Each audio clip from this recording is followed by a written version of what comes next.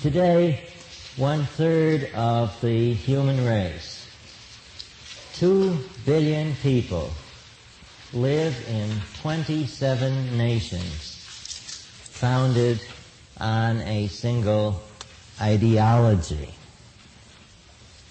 That one ideology in each of these nations is represented by a single political party. All other political parties are prohibited. All the laws, all the institutions are pervaded by the spirit of that ideology. No one who deviates from party doctrine is allowed to hold any post of public responsibility. All posts of any significance in these nations are posts of public responsibility. If one is a citizen of one of these nations, one must either adhere to that ideology or settle for a life of obscurity in a hard, low-paid job.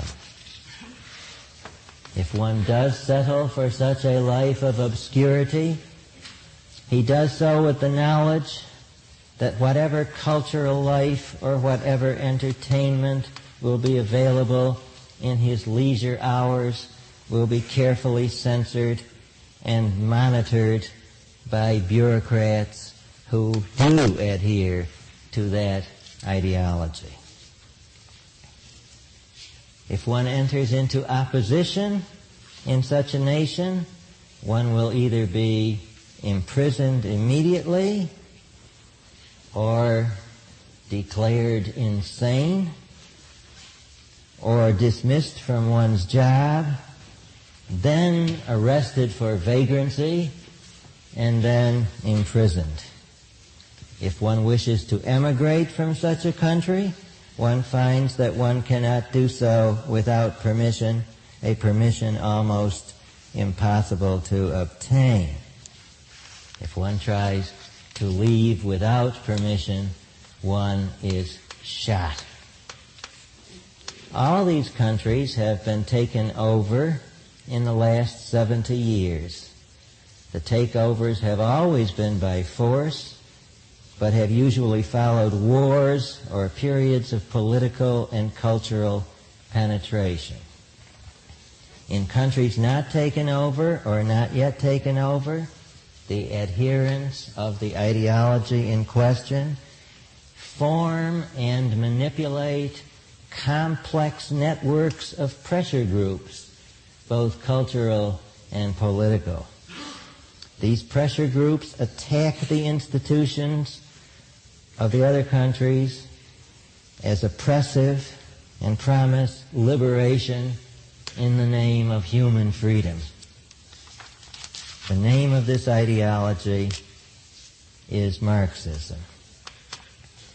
It was essentially the creation of one man, an impoverished and unemployed intellectual who a century and a quarter ago worked it into finished form in the reading room of a large public library. The man's name is Karl Marx. His purpose in creating the ideology was first to set forth a consistent worldview offering a radical critique of the society of freedom in which he lived. And secondly, to found on that consistent worldview a revolutionary movement which would destroy the society he was criticizing. Intellectual criticism followed by destruction was Marx's plan. By this double-barreled attack, he expected the world capitalist order to be brought down and another substituted for it. Marx had an assistant. Not surprisingly, the assistant was a businessman, Friedrich Engels, the junior partner of a cotton manufacturing firm, Ehrman and Engels, of Manchester, England, the very city that had become a world symbol of capitalist activity and capitalist thought. Engels was not only Marx's intellectual helper, but his main source of economic support. And he even offered him an extra unusual kind of support, which we will go into later when we come to some of the details of Marx's personal life. If any proof were needed that abstract ideas are of the utmost significance for the lives and destinies of human beings, Marxism would be that proof. Marxism would be worthy of study simply for the purpose of tracing the way in which ideas influence events. But of course there's another and more compelling motive for studying Marxism. That reason is to understand the nature of the force that has for generations challenged the modern capitalist world from without and corroded it from within. To understand the movement, we must understand its ideology and the relation of that ideology to its political and military actions. It is to such understanding that these 4 lectures are dedicated. Let us begin our inquiry into Marxist ideology, therefore. The ideology involves a systematic outlook on the world. Marxist philosophy, Marxist economics, sociology, history, anthropology. The whole system consists of a series of theses and claims with supporting arguments. I propose to examine these doctrines as they were stated by Marx and by later important Marxist writers. I will note stages of Marx's intellectual development and important additions made by later thinkers. I think it will be clear in the course of these lectures that between the earlier and the later Marx, between Marx and the major Marxist thinkers who came after him, there is a fundamental unity of values and outlook, a fundamental consistency of intentions. To be sure, there are contradictory tendencies in Marxism, but these occur within the same philosophy and emanate from the same sense of life, confronting different historical circumstances or different facts of reality. Am I going too fast? It's all right? Present velocity? It's okay? Okay. I propose, as I've said, to study Marxism as a set of doctrines. But these doctrines are answers to questions, and the questions themselves have presuppositions. A truly dynamic understanding of Marxism involves a grasp of the questions which it is attempting to answer and the assumptions on which these questions are based. To understand the questions with their assumptions and the answers is to understand both the logical structure of Marxism and the nature of its appeal. Marxism, when it appeared in the mid-19th century, was the fruit of a movement of thought only 100 years old. I will call the adherents of this movement of thought the secular discontents of the modern world. By the modern world, I mean the increasingly free, rational, capitalistic, technological society that had been growing in Western Europe since the Renaissance, and which had come to its highest flowering in America. But I also mean the unique spirit and world outlook of this society. The modern world outlook saw nature as governed by impersonal laws, as intelligible to man's reason, and therefore as open to man's control. It taught that man's survival, well-being, and happiness were achievable on this earth, and that moral worth belongs to those who achieve it. It taught that individuals should take themselves as ends, that individuals have rights, and that relationships between individuals should be by agreement rather than by force. The modern world had supplanted the medieval world, and the modern world outlook had supplanted the medieval world outlook. The medieval world had been based on force and status. Its economy was, compared to that of the modern world, stagnant. Its technology was, again, compared to that of the modern world, primitive.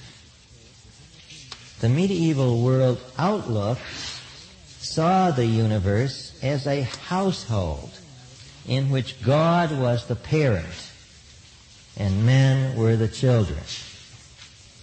God loved men with a warm and comforting love, on condition that they adhered to a code of duties largely incomprehensible and unrelated to their survival and happiness in this life, or at least if they repented of having failed to do so.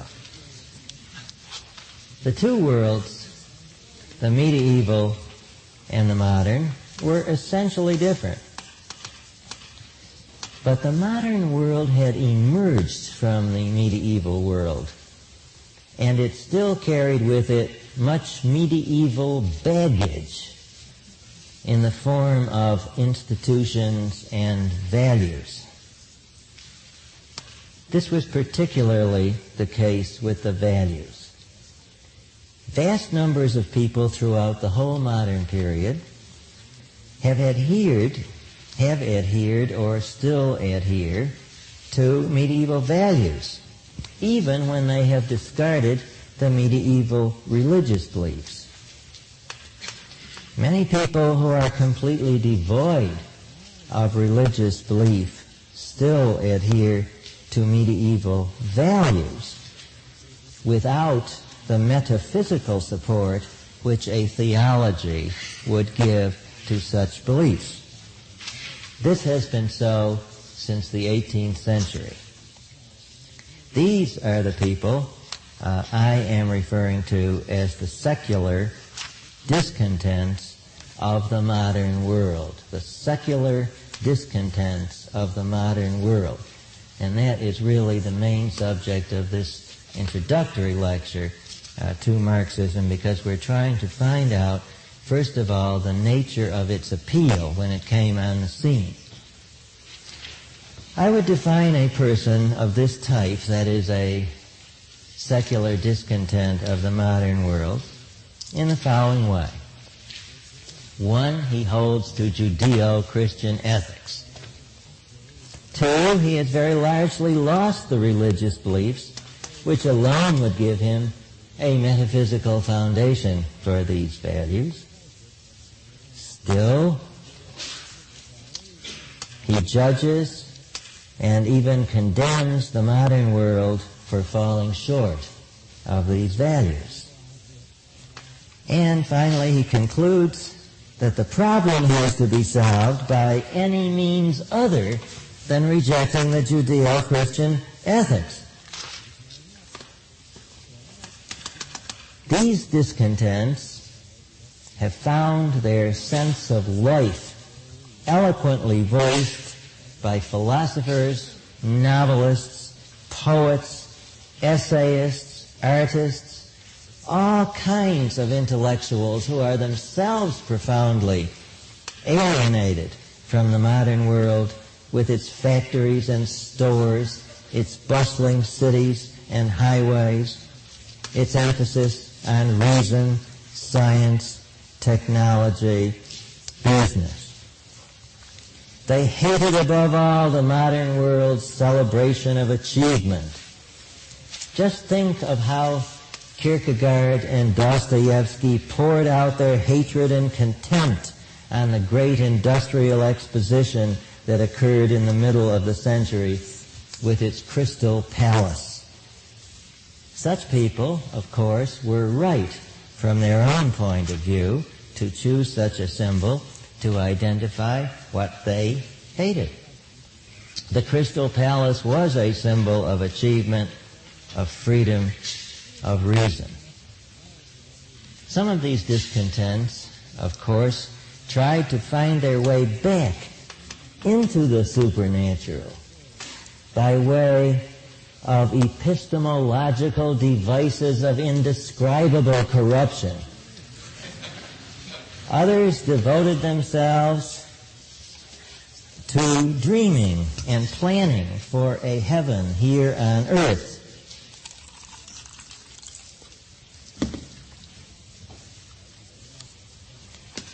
A heaven here on earth wherein all wants were automatically taken care of. A world of warm, loving relationships in which each person was valued for his intentions, wholly apart from what he delivered. This was what they called loving a person for himself, in quotes, loving a person for himself, although that is hardly a correct description of what they actually meant. Sometimes this coming dream world was regarded as a revival of the Middle Ages, whose glories and joys the industrial world had allegedly destroyed. At other times, these dreamers used another symbol, a symbol which Marx mentioned in the Communist Manifesto, not approvingly, however, the symbol of the New Jerusalem, taken from the book of Revelation, the last book of the New Testament. The author of that book, which modern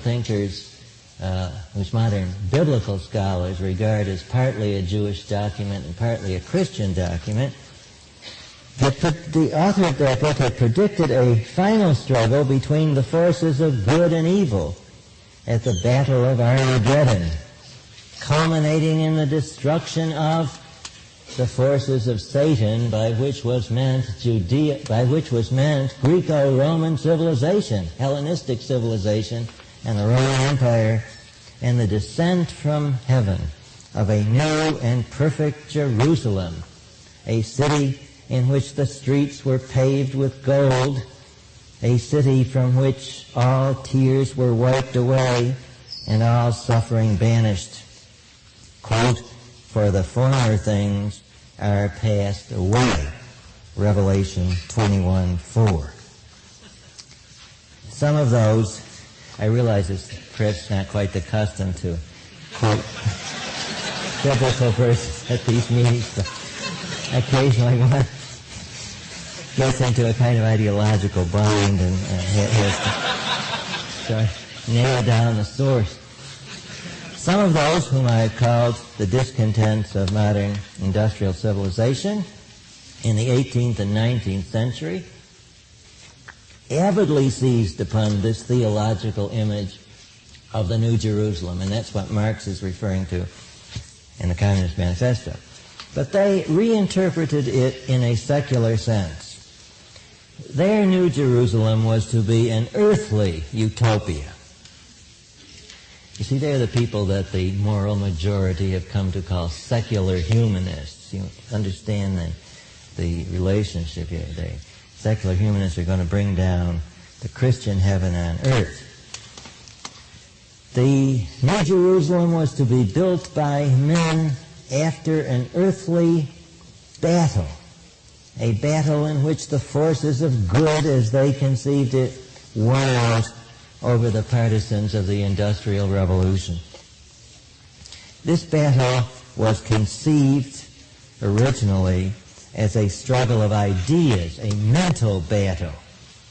Now hear the words of the poet William Blake, written about 1800.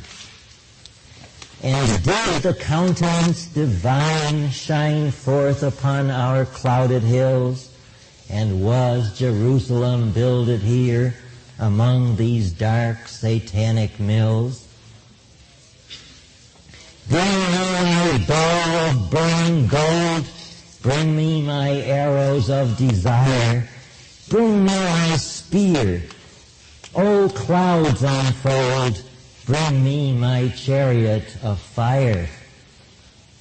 I will not cease my mental fight, nor shall my sword sleep in my hand, till we have built Jerusalem in England's green and pleasant land. This tradition was just waiting for its marks. We have here the sense of alienation from capitalism, alienation from the modern industrial world. We have the vision of an ideal society, green, pleasant, pastoral, flowing with milk and honey. We have the vision of an earthly struggle to destroy the modern order and to inaugurate that ideal society. Marx will take up these ideas, radically revising and transforming them, to be sure, but keeping their original inspiration and remaining faithful to their original presuppositions.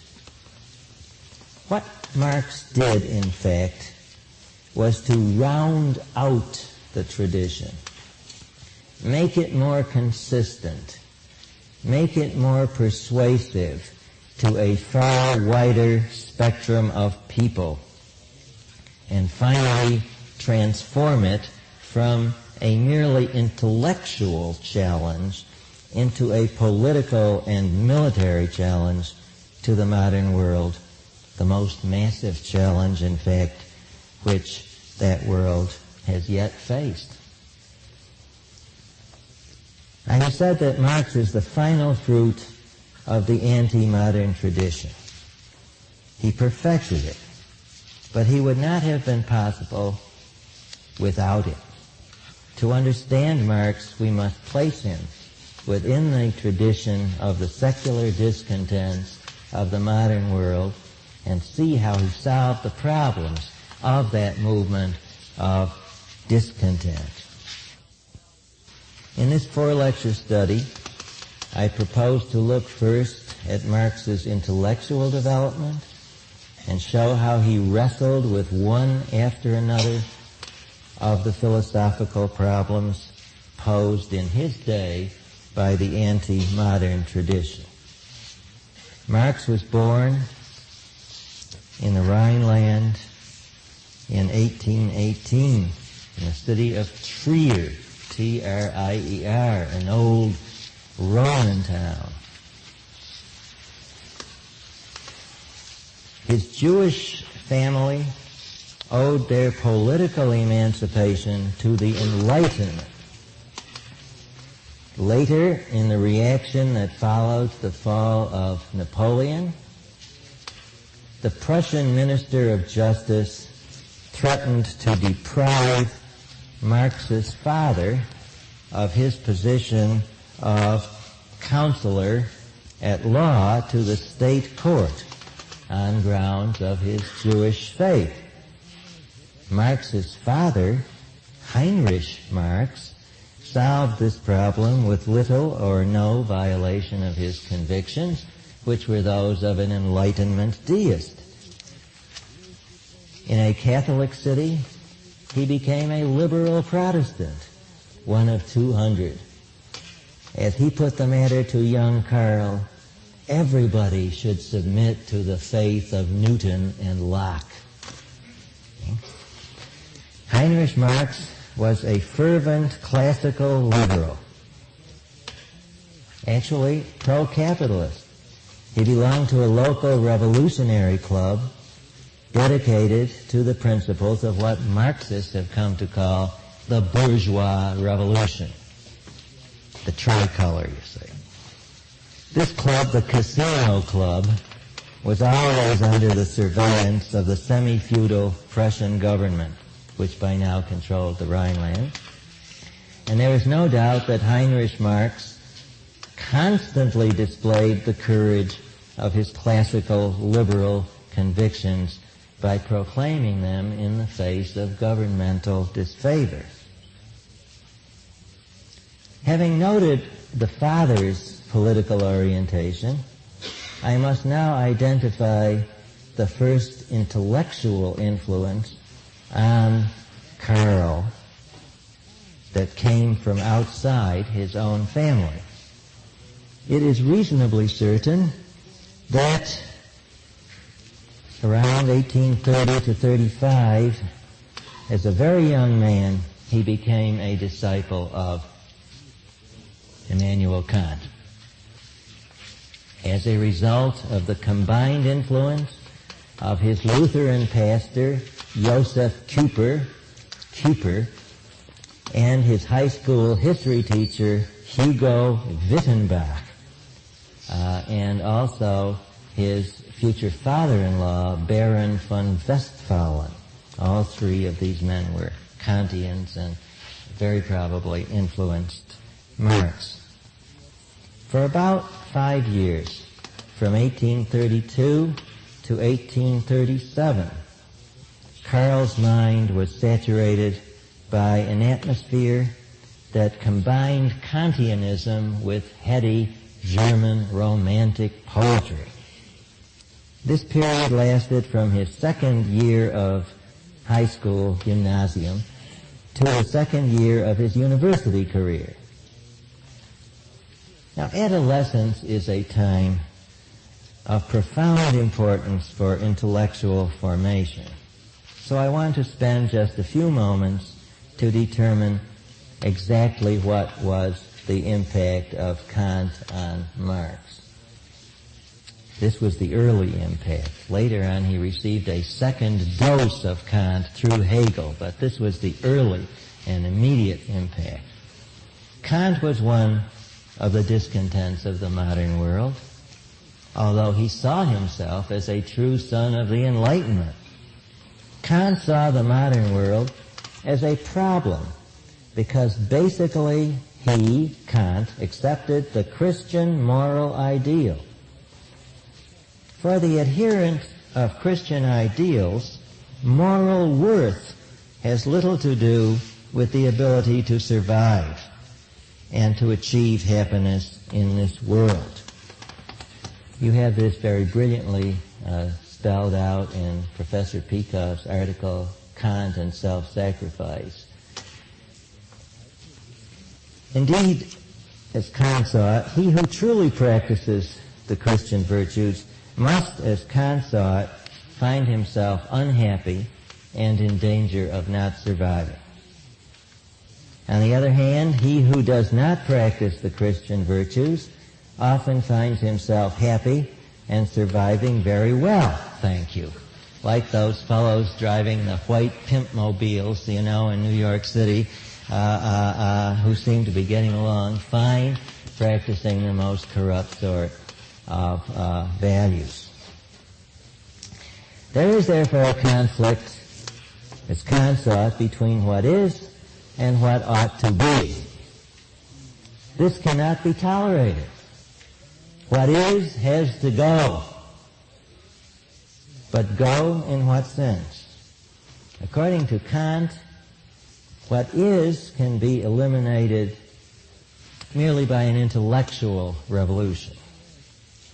This revolution consists in redefining what is, namely reality, as mere appearance.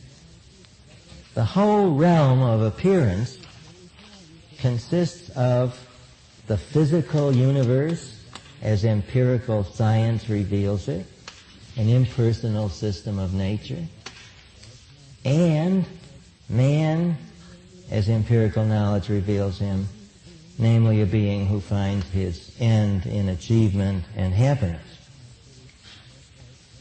Empirical knowledge, according to Kant, reveals neither true nature nor true man.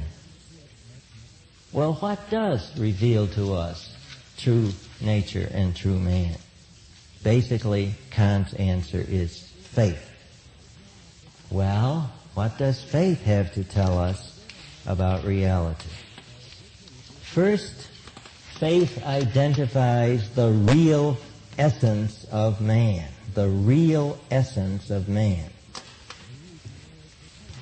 The real essence of man is not a concrete individual seeking his well-being and happiness in this world. The real essence of man is an abstract self, shorn of all personal, individual characteristics such as desires and emotions.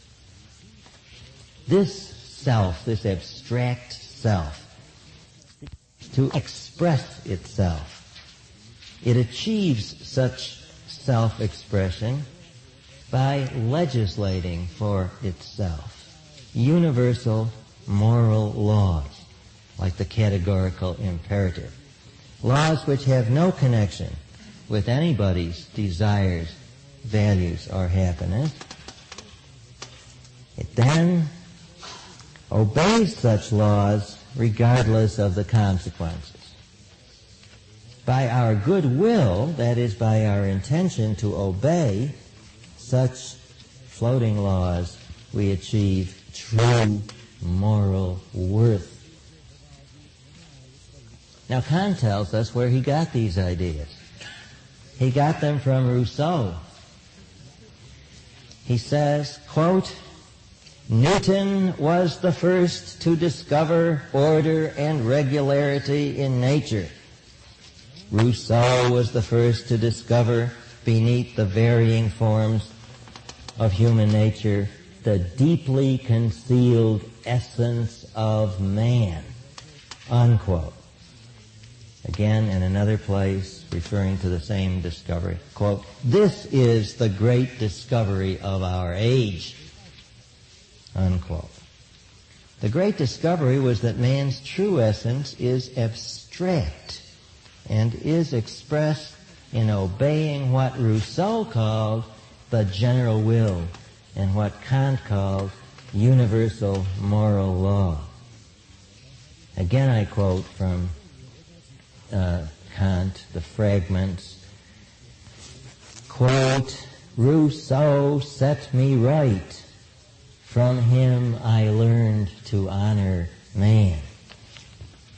Now compare this with Voltaire's letter to Rousseau when he received a copy from him of the essay on the origin of inequality. I have, sir, received your book against the human race, and I thank you.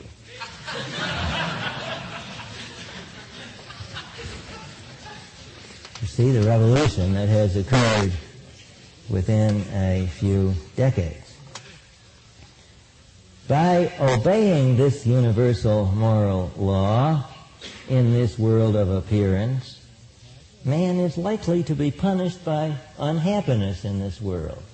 As a matter of fact, Kant tells you that unhappiness is a sign of the purity of your intentions. Because if you go against your own happiness, obviously you can't have mixed motives. You see, it's a sort of an ethical, controlled experiment. But man will ultimately be compensated for this. For the world of true reality is a moral structure into which man will finally enter after death.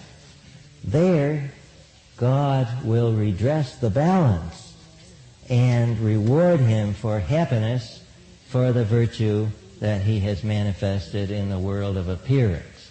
You see, Kant's basic argument for immortality is that we need to get together happiness and morality because they're bifurcated in this world, but we need to get them together in order to form the highest good. And so there must be a next life. See the argument, the wish to the assertion. But how can this happiness be gotten together so as to be delivered to the good people? Why, you need some being that knows who the good people are and can see into their spirits. And you need a being with power enough to collect truckloads of hedons, units of pleasure to deliver to the good people. Therefore, there must be a being both omniscient and omnipotent, which men call God, QED, which was, I'll be called QEV, which was wished. By obeying this universal moral law in this world of appearance, therefore, man is punished by unhappiness, but he's rewarded in the next world. Now, all this we know by faith. Kant sums up his achievement in these words in the introduction to the Critique of Pure Reason, quote, "I have limited knowledge in order to make room for faith," unquote. I have limited knowledge in order to make room for faith. Kant thus achieved his victory over the modern world by splitting existence into two: appearance, which is what we call reality, and reality, which is what we call wish. He concedes to appearance the status of facts, or what is. But moral ideals, or what ought to be, stand in contradiction to these facts. Marx, in a letter to his father, November 1837, describing his Kantian period, says, quote, "I believed in a complete opposition between what is and what ought to be," unquote. Marx abandoned Kant not at first because he thought that Kant's values were wrong. Indeed, he continued to accept them. He abandoned Kant because he believed that Kant had produced a false solution to the problem. Kant had merely split fact from moral ideals and had then told us that man must live out his life in this world in an agonized struggle between duty and impulse. Or St. Paul once put it, the good that I would I do not, and the evil I would not, that I do. That's part of the roots of Kant. But Marx retained another doctrine of Kant. This doctrine was the theory that man has a, quote, deeply concealed essence, unquote, underneath his varying forms. The doctrine that Kant received from Rousseau. This doctrine will emerge later in Marx's theory of alienation. Sometime in the late 1830s, Marx experienced a profound and thorough conversion to Hegelianism. His biographer, David McClellan, describes this as, quote, probably the most important intellectual step in Marx's whole life. For however much he was to criticize Hegel, Marx was the first to admit that his method stemmed directly from his master, unquote. That's a sympathetic biographer, David McClellan. It is to Hegel's method that we must look first in order to grasp his influence on Marx. Indeed, Hegel's method is essentially Marx's method. Hegel's first principle of method was that the world must be understood in terms of process rather than in terms of things. Of course, this places him in the tradition of Heraclitus, yes. How would Hegel have defended this? He would have said, look, suppose you come upon an acorn. If you just stare at the acorn, you will see it as an isolated thing. But if you want to understand it scientifically, you will see it as a transitory stage of a developing process that will ultimately emerge as an oak tree. The next principle of his method, however, is to distinguish between appearance and essence. Suppose that you had stared at the acorn and merely recorded it in your log of the day. Saw an acorn. Then, in a later entry, saw an oak. You would have been saw an acorn, saw an oak. What would you have been? An empiricist or a positivist who is concerned only with isolated facts, or a nominalist. To have true scientific knowledge, according to Hegel, you have to get below the level of appearances like acorns and oaks, and to see the essence of the acorn. But this essence is radically different from the appearance. It negates the appearance, it contradicts it. To understand things scientifically, we must peer below the appearance to the essence. So here is the appearance up on top here, and we're going to try to get below it to the essence. Now, I'm not as good as Leonard Peikoff in getting out of these things. To understand things scientifically, we must get below that essence to get below being merely an acorn, to get below being merely a tadpole, and so on. The essence, Hegel says, negates the appearance. The essence negates the appearance. Only a thinker looking for such negations can understand a process scientifically. Hegel calls this negative thinking. It's the opposite of Norman Vincent Peale. We distinguish essence from appearance, therefore we see the essence as the negation of the appearance. Now where have we looked for the essence? Inside the acorn. Where have we found the contradiction between appearance and essence? Inside the acorn. Contradictions are therefore internal to each stage of the process. Indeed, there would be no process without the steady development of internal tensions. So, to understand the process, that is reality, we must identify the critical internal tensions operative at each stage of the process. This is the principle of method. Look for developing tensions. Don't just look at the pretty landscape. Study the San Andreas fault. The San Andreas fault, the essence is the negation of the pretty landscape, the appearance. But there will in time occur a negation of the San Andreas fault, the earthquake. Therefore, what will ultimately emerge will be the negation of the negation, which Hegel calls actuality. This is what will ultimately emerge. Put it another way, the fault is the potentiality of the earthquake. The negation of the potentiality is actuality. All ongoing process, all history, proceeds in terms of this triad: appearance, essence, actuality. And the true method of understanding history is to understand it in terms of this triad.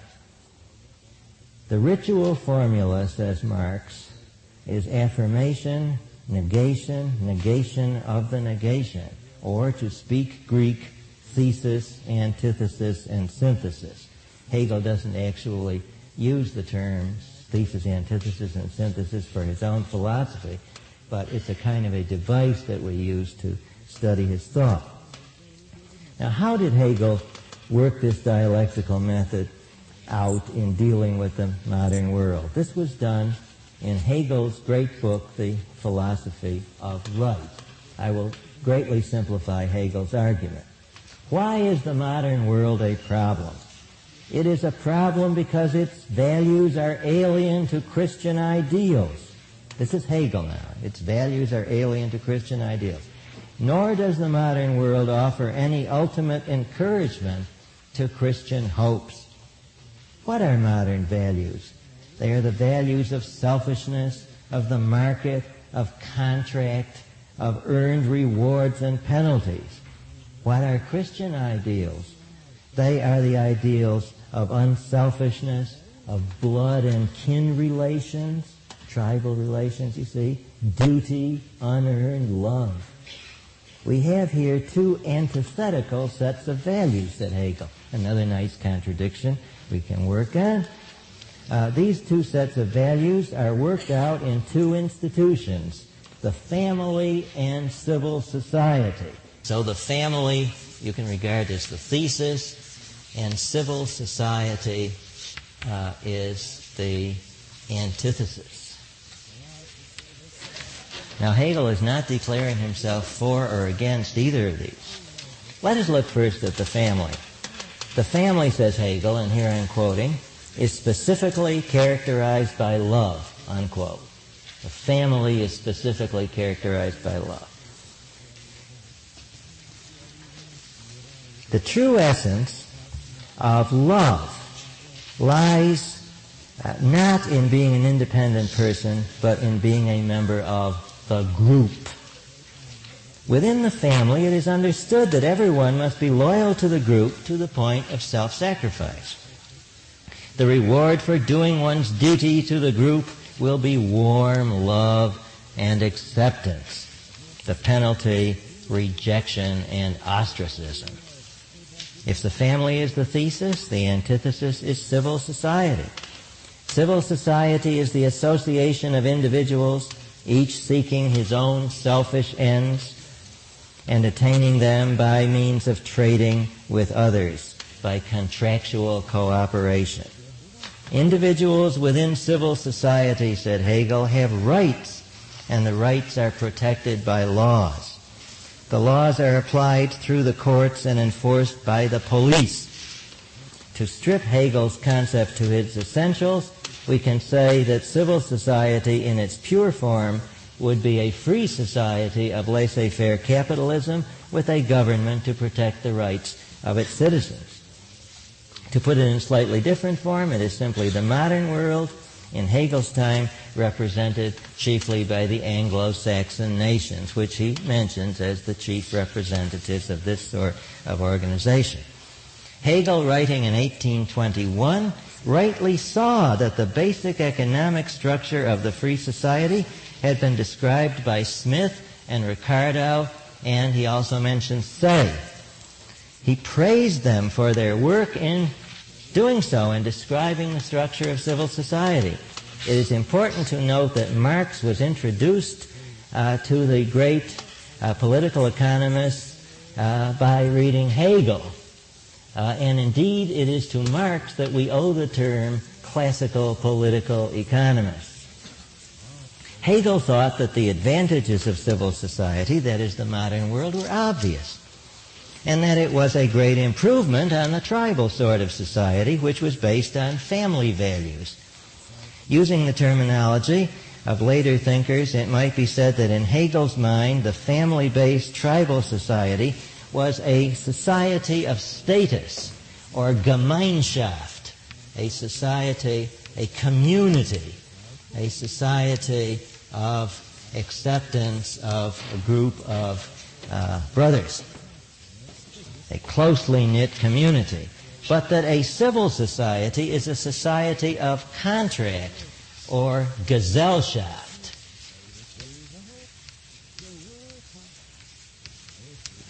Hegel distinguishes sharply between these. The tribal society expressed the interest of the universal or the public interest, whereas civil society expressed the interests of the individual. The tribal or family society treats man merely in his various roles: husband, wife, father, mother, parent, child. But civil society quite rightly gives man the opportunity to satisfy his individual goals. Party of the first part, party of the second part, and so on. But there's something cold and unsatisfying, said Hegel, about civil society.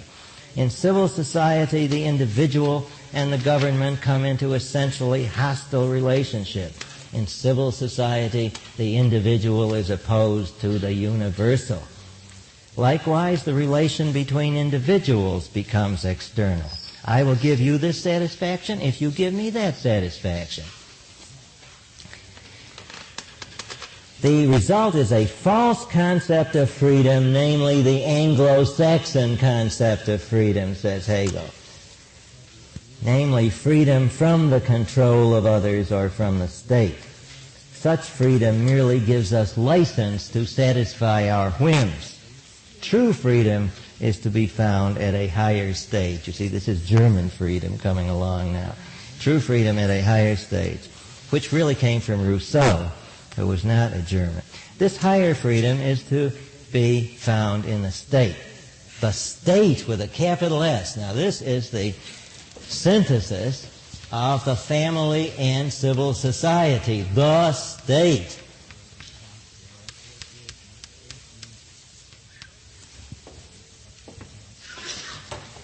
The state is the whole of society restructured into a quasi-religious, neo-tribal community in which the substitute for piety is fervent nationalism. The state is the synthesis between the values of the family and civil society. The state takes up civil society into itself, and both the family and civil society are aufgehoben, taken up into the unity of the state. The state protects individual rights and private property, giving them sanction and definition. It guarantees individual relations and contracts. So far it preserves the virtues of civil society, but it also preserves the virtues of the family. Remember what the family brings us: community, warm relations, some of which we never asked for.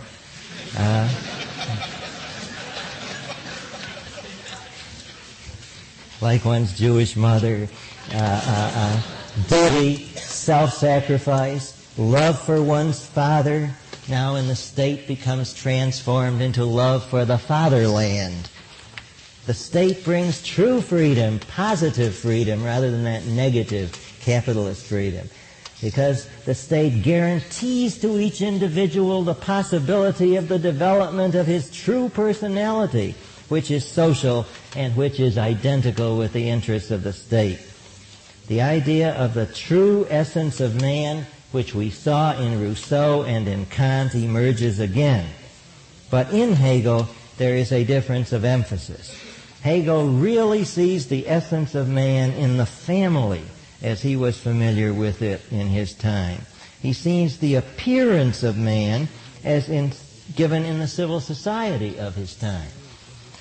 He looks for the synthesis in the state which would give him the actuality of man. You see, follow those triads. They are parallel to each other.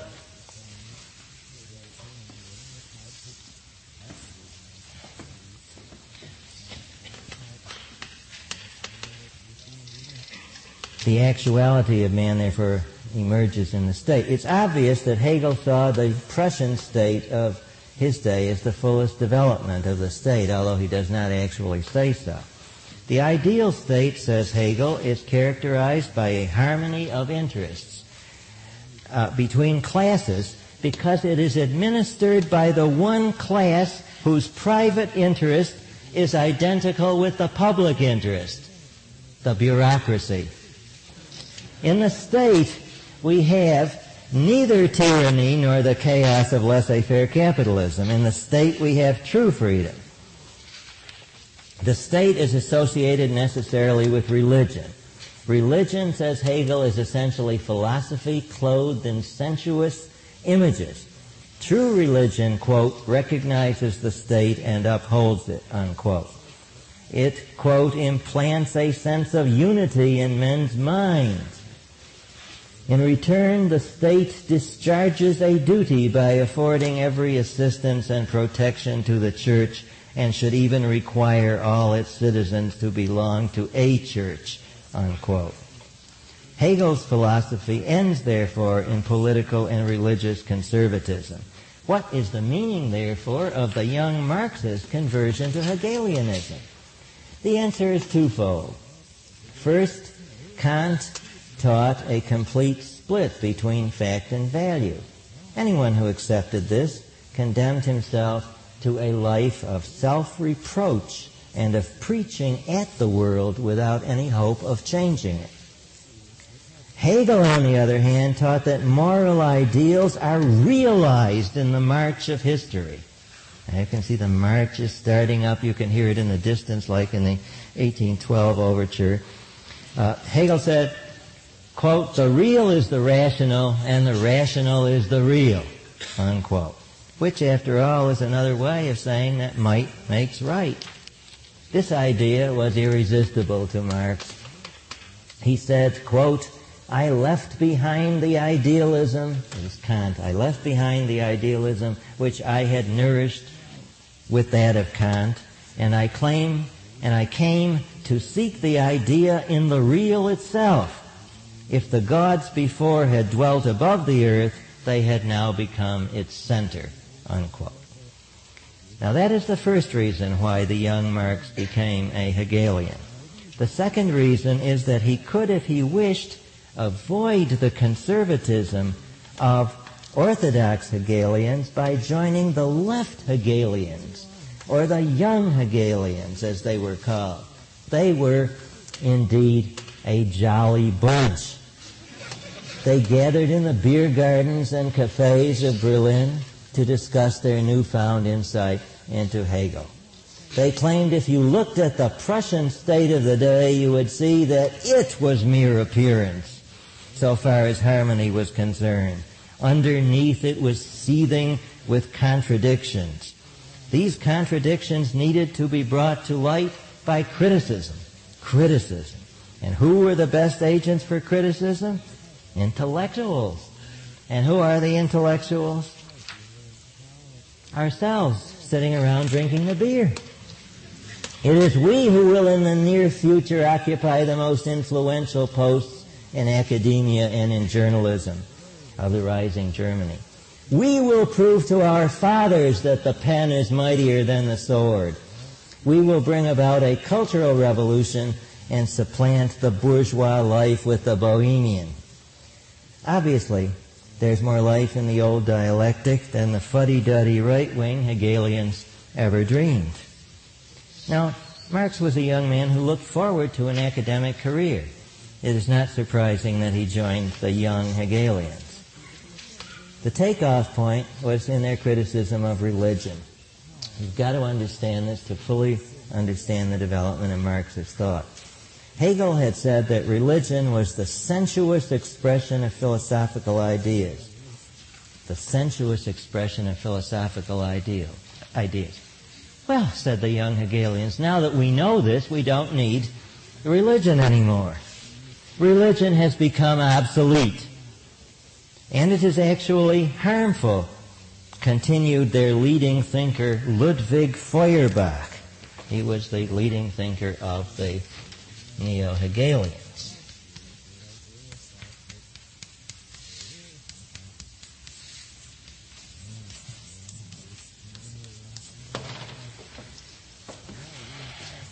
In his Essence of Christianity, which appeared in 1841, he expressed this point of view. He said that religion is a projection into the heavens of man's deepest longings, longings which can be satisfied only here on earth. His argument went like this. Since we can think of perfection, consciousness is perfect. What is perfect is infinite. The limits of human nature are the limits of consciousness, namely none. Therefore, human nature is infinite. Now, the infinite is God. Therefore, man is God. The essence of man is divine. Religion projects this God into the heavens. Why? Because the individual man sees himself mistakenly as individual in essence. He sees that he does not possess all virtues and perfections. He looks around and sees all the virtues and perfections which other people have. He lumps them with his own and projects the composite figure into the sky, calling it God. Then he humbly bows before this image, confessing his shortcomings. Now, according to Feuerbach, the individual is right in seeing himself as imperfect. But if the individual only looked at what he was doing in creating the composite image of God, he would see that this move is a mistake. All the alleged perfections of God are already in the species as a whole. It follows that man as a species is perfect. Man's essence is to be a species being and to live for the species, not the individual. The true bond of the species is love. As long as we believe in a transcendent God, we necessarily feel alienated from our true essence. But by calling back from the sky this projected image, becoming an atheist, you see, we can regain our essence. We see that the human species is the necessary being, and we worship ourselves in the collective, kind of tribal narcissism, you see. To this atheistic collectivism, Feuerbach added another doctrine. All true philosophy, he said, is anthropology. Everything should be reduced to man and consciousness. But consciousness is not only rational, it's sensuous. And sensation is the negation of thought. He's coming back now, way down. He's diving down from the floating abstraction to the concrete. Quote, being is one with eating. Only in eating does the empty concept of being acquire content. Food is the beginning of wisdom. If you want to improve the people, then instead of preaching against sin, give them better food.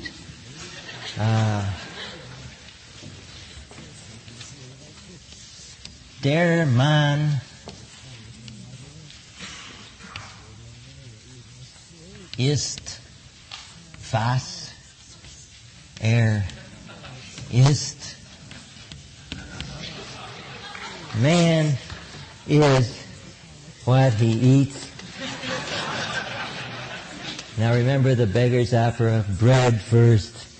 In the 20th century, this doctrine came down. It's easy to see how these concepts, the human essence, alienation, man as a species, would have appealed to Marx.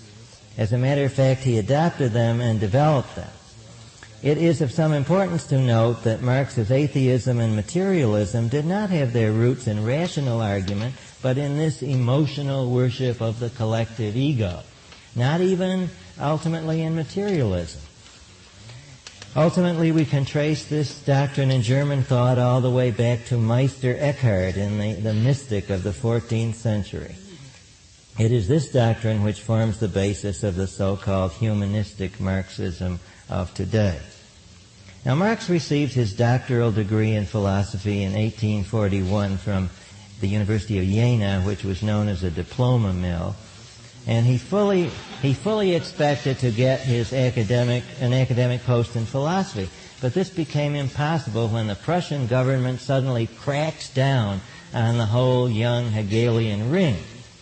So Marx spent a year as a journalist, during which time he came increasingly to believe in the oppressiveness of the Prussian government, and that this oppressiveness had its roots in eating, in motives that were basically economic.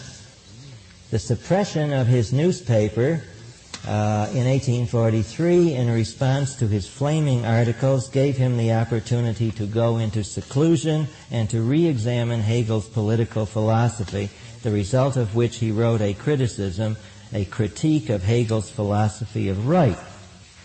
In that critique, he attacked Hegel's basic claim that the modern world is recognized, is brought up and reconciled with communal values in the Prussian state. The state, Marx said, the Prussian state is merely the governing committee of the chief private interests of civil society. Every man, he said, leads a double life, a political one as a member of the state and a private one as a member of civil society. In civil society, man is a selfish individual. He leads an existence in disagreement with his nature, which is unselfish. Only through the state would he be able to bring his life in accordance with his nature. But the Prussian state, because of the imperfections of civil society, cannot offer him more than an illusory life as a political being. Now, Hegel's reconciliation of public and private interest must therefore be abandoned. A revolutionary solution to the problem of the modern world must be found. A solution which consists not of thoughts but of deeds. A solution that is not conceptual but material. A solution of blood and guts. This solution could only come about by Marx's conversion to communism, which came in 1844. Now, what form communism took in Marx's mind, we shall in the next lecture investigate systematically. Up to this point, we have been laying the foundation of this systematic structure by tracing its premises in German philosophy and showing how these premises gradually work themselves to a crescendo in the life of the young Marx. This was necessary as an introduction, for as Marx's collaborator Friedrich Engels wrote in 1843, this is an important quote now, quote, "The Germans are a philosophical nation, and they will accept communism as soon as it is founded on sound philosophical principles, chiefly if it is derived as an unavoidable conclusion from their own philosophy. And this is our task. This is what we have to do now. Our party has to prove that either all the philosophical efforts of the German nation from Kant to Hegel have been useless, worse than useless, or that they must end in communism. That the Germans must either reject their great philosophers whose name they hold up as the glory of their nation, or they must adopt communism." I trust that our intellectual journey of this morning has laid the foundation for showing that the tradition of Kant and Hegel prepared for the modern world a witch's brew, even more potent than the one which perished in the bunkers of Berlin. Thank you.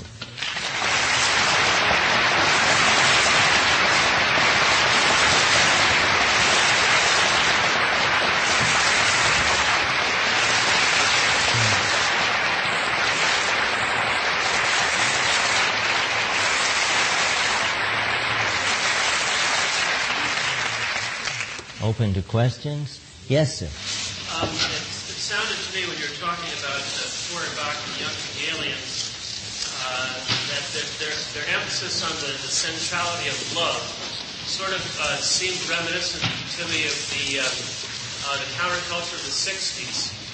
Yes. Could you tell me why love is such a central concept for both those things? Because the counterculture of the 60s was pervaded by young Hegelian notions through a main conductor pipe of a professor who taught on this campus, Herbert Marcuse. That's the part of the story. There's a lot more to it, of course. Yes? I'm struck by, I don't know, maybe I wonder if there's a actuality thing there, and the appearance versus noumenal reality. Well, there's no noumenal reality in Hegel. Actuality is what emerges in history as the synthesis of everything. And so in Kant, you have appearance versus essence. The essence is the noumenal reality, you see. But Hegel has added actuality, and he has embraced the whole thing, both affirming it and denying it at the same time.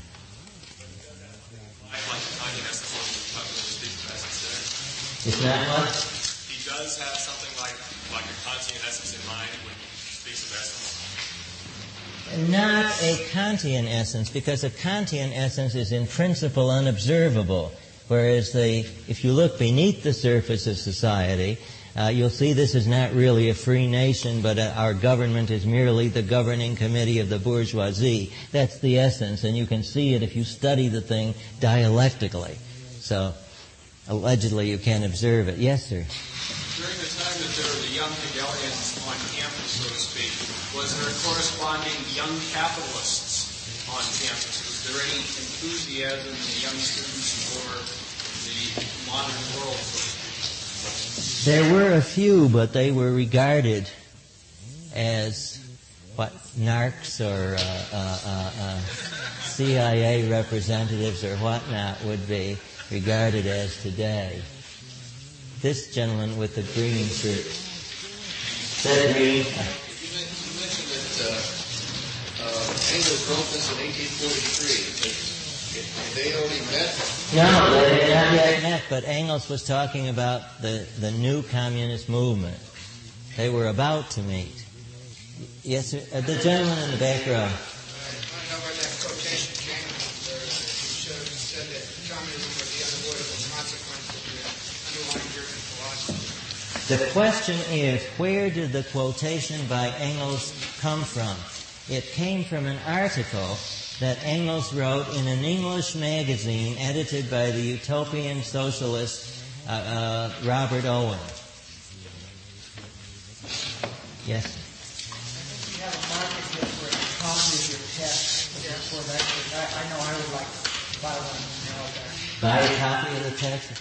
I just more or less finished it, writing it in longhand last night, but I don't know. I just have to see. I have a question. If Marxism has its base in Christian morality, as it does, are the groups that are trying to fuse Christianity and Marxism today going back to that root and trying to bring that out or not? Now, I hope to show next time that Marx really abandoned certain fundamental concepts of Christian morality, and he substituted another ethical view of man, which I'm going to call Promethean man, but still retaining several features of the Christian view.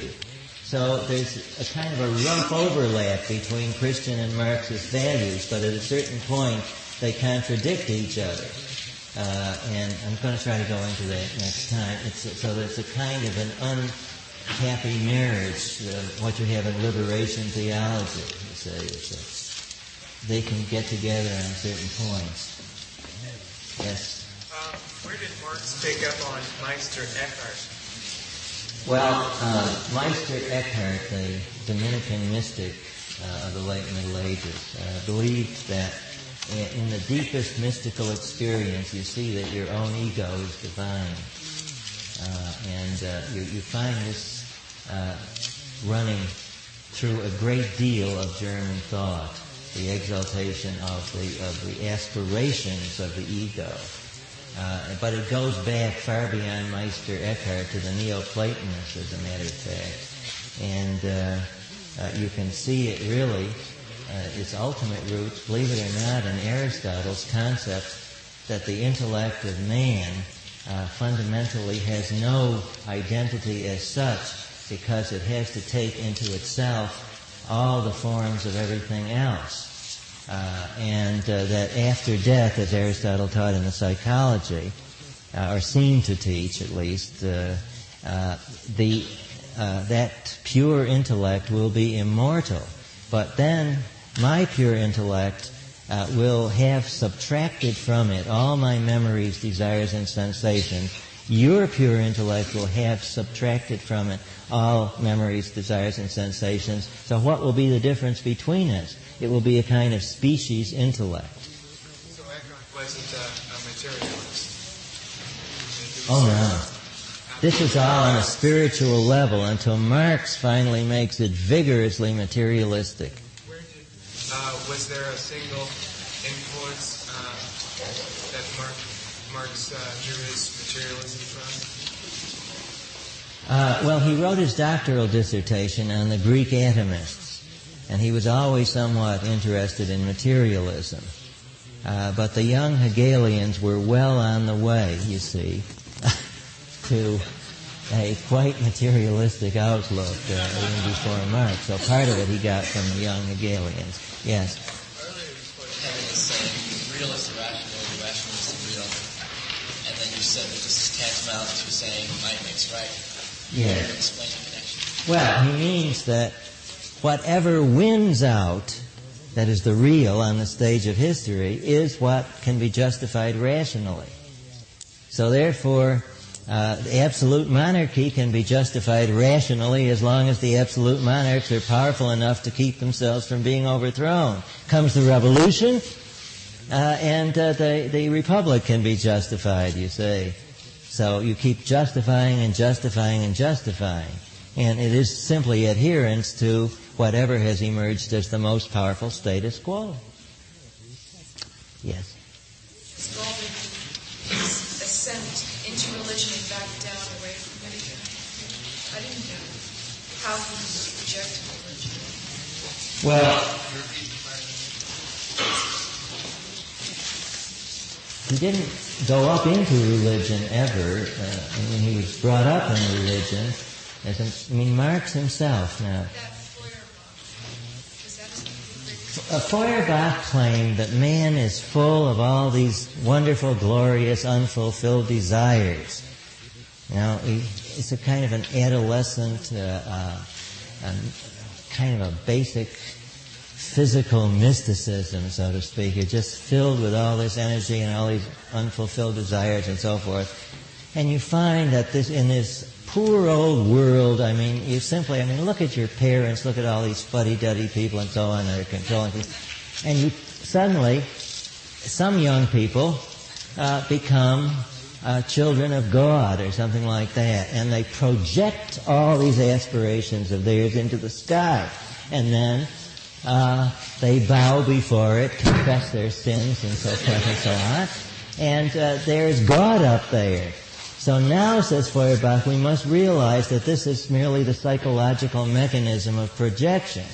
Call back from the sky that image of yourself and live on earth, really live it up, you see, and express yourself freely, and you'll have all the joy and so on of which mysticism is merely a pale, as religious mysticism is a pale reflection. Yes. This gentleman. It seems to me that running through all of German philosophy, more than any other tradition that I've encountered, is this idea that whatever appears to be is really not. Can you explain, or offer any explanation, why this thread appears to be most common and virulent in German tradition more than any other? Well, you've got to distinguish between German philosophy as a whole and the German philosophy. As a matter of fact, in German philosophy, you have all sorts of tendencies which don't go along with this at all. You have the logical positivists from Vienna, for instance, which are, by the German philosophy, you mean the tradition of Kant, Fichte, Schelling, Hegel, and so on. Now, why this is really a profound psychological question, which I don't think we have time to go into now. But there is I'm going to try to explain it next time in what I call the Promethean image of man, which was particularly prevalent in Germany. So we'll try to get at the answer to that question next time. Yes, sir. I think you said that Hegel saw things in terms of processes, not entities, but from that got the idea that contradictions must be internal. They were internal developing. That's right. Were these contradictions internal to the entities or to the process? If there were no entities, where were the contradictions? Well, you look in what seems to be an entity. That's the acorn. It seems to be an entity, but actually it's a seething cauldron of process. Now, some of the process is the bubbles on top, but you've got to get your head down. You get your diving equipment out and get down into the interior of the seething cauldron and see what's there. So it's all really process, but he identifies it in nouns because that's the language we're stuck with. You see? Yes, this gentleman. In the dialectic process, what happens after the synthesis? Oh, that synthesis then becomes a new thesis, which is contradicted by another antithesis. Then that is synthesized in a new synthesis, so that it keeps going like this, you see? And the synthesis is going on, and it keeps unrolling. Well, every thesis that we have has been a synthesis of something else, so we can either trace it backward or trace it forward. See? Any more? Yes, John. I wanted to ask you, on your study of Marx, do you think that he could have been merely mistaken or that he was involved? Well, no. Was Marx, I think you mean innocently mistaken, or was he evil? I probably am not going to directly assert that in either of these lectures. I'm going to just let it, in any of these lectures, I'm just going to let it show itself, as some philosophers say. Because it's diaphanous, as David Tully would say. It's diaphanous. Yes, Darlene. So you were saying that Marx went over to communism because he thought that was the inevitable direction that the German philosophy was taking? As a matter of fact, he went over to communism because he thought that communism was the only way by which he could really start stirring up trouble. He was afraid there wasn't enough going on. And for a little while, he was a revolutionary but not a communist. And when he was running the Rhineland Daily Times, as I'm translating the title of the newspaper, he almost fired his drama critic for secretly and subtly trying to smuggle communist ideas into his theater column. So Marx was at one time a kind of anti-communist, kind of a McCarthyite, you might say, for a short time, until he found the true revolutionary crux, the class that would bring. Yes.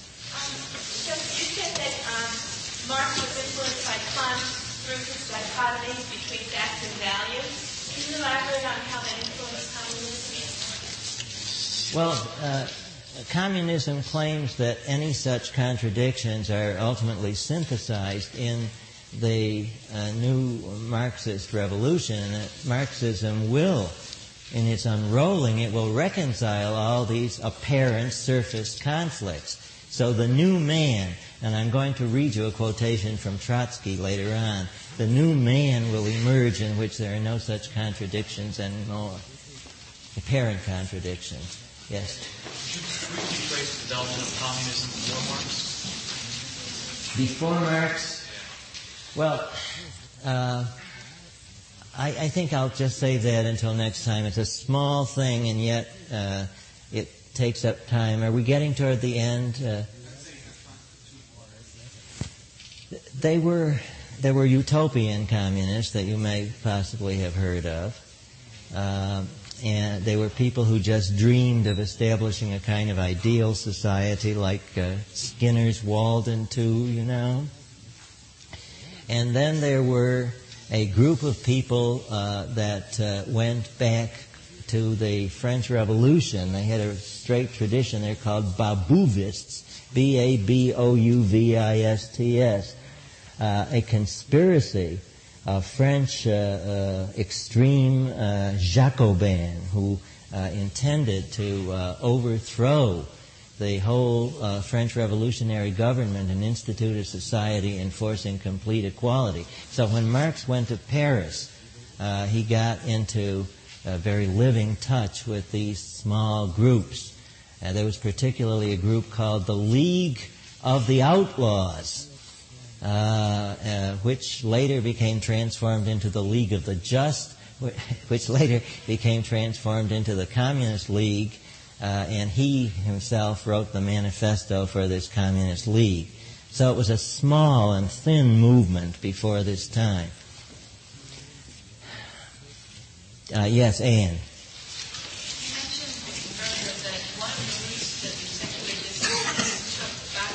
I can't hear you, Anne. One of the roots that the secular discontents took back from the supernatural was an incredibly corrupt epistemology. Could you elaborate on that, please? I mean, Kierkegaardian, if I said it was incredibly anything, I mean, it might be incredibly long to take an incredibly long time to explain it. But it goes something like this, that reason is really based on faith anyway. So you have to choose between different faiths. Now that's an example of this incredible corruption. The ideas that you get in the theological suspension of the ethical and so forth in Kierkegaard, the type of justification for Christianity that you get in Dostoevsky, that if there were no